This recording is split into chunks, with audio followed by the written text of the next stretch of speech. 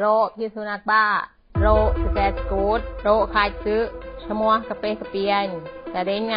ถ้าเกิดเฮยรักษามันบัดเงือบมายาง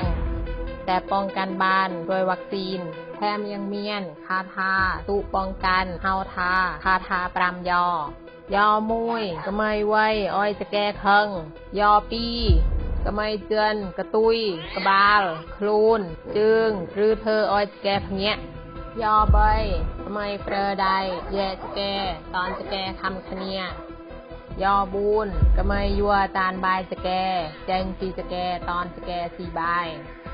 และยอสุดท้ายยอปรำกระเมยตัวยุ่งกระเมยตัวบีดมิวจะแก่แดนมันจะเกลือหรือมันเมียนมันจ้ะเบอะปลาคำปลากระเจ้าแม่ตาลเต็กก็อ้อยเลียงแพน้องสบู่น้องตื่สะอาดเจริญดองเรียบเบตาดีนและที่สำคัญต้องฉีดวัคซีนอ้อยกรุบ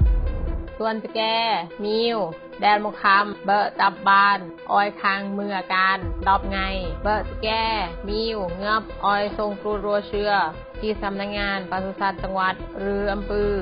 มันบากัดกระบาลด้วยความปรารถนาเจียจากสำนักงานป้องกันควบคุมโรคที่ประมูลจังหวัดกุเรียจกรมควบคุมโรคสายด่วนห้วยบูนปี